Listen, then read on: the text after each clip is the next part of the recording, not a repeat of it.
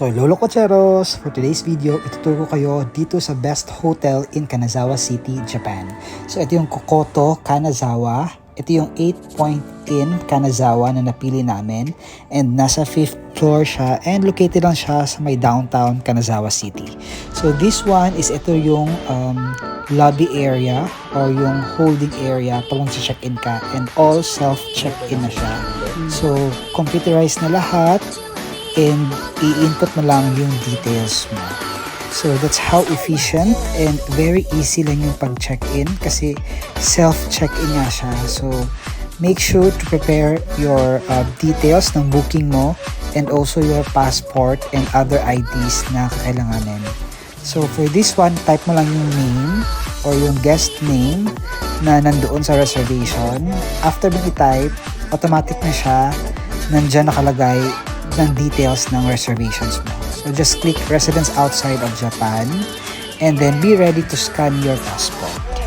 So dito, isa-scan mo lang facing your photo down para i-read ng machine, and then once na-read na, ayan, very automatic na siya, lalabas na siya doon sa screen and you just have to input other details.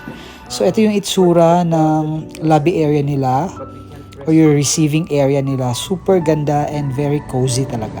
So ngayon naman, tapos na kami mag-check-in, papasok na tayo. Dito kami sa 4th floor and ito yung itsura ng room.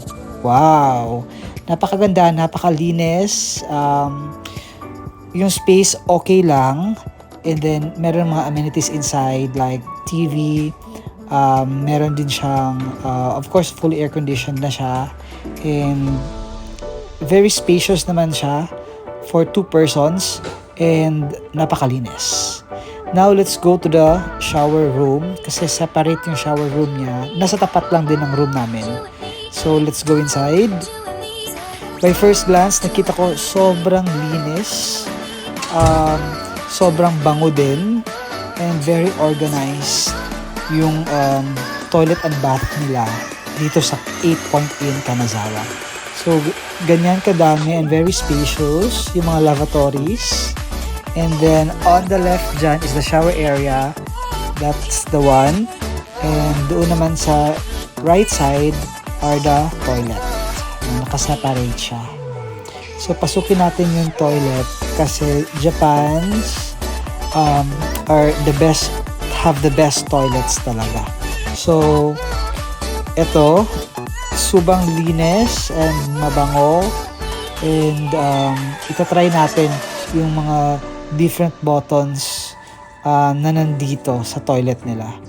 So first, ito meron siyang music, so para maano mo no, while you do your thing, so may music na lalabas. Actually, it's a stream of water lang. Siguro para ma-relax ka or para hindi marinig ng other cubicle.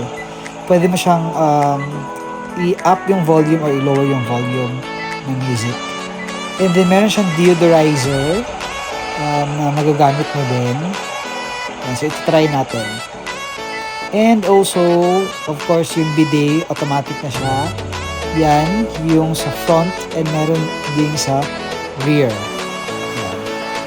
And if you want to stop, meron din button dyan na stop. So,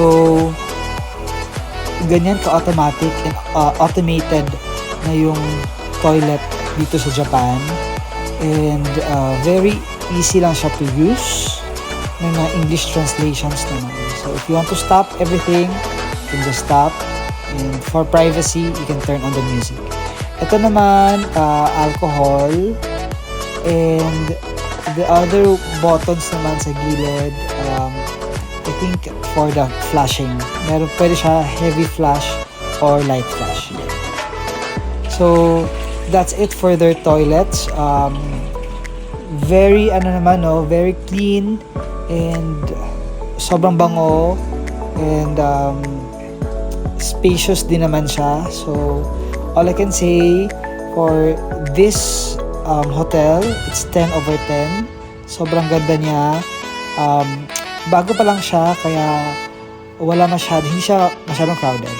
So as mentioned earlier, ito yung lobby nila or yung receiving area. So ito natin dito. May mga couches, may mga chairs din. Meron laundry area. Ayan, coin operated din. And this one, ang pantry area. So, pwede kang magluto dyan or kumain dito. And merong microwave. Pwede mo iwan yung baggage mo, yung luggage mo. Dito na park sa dining area.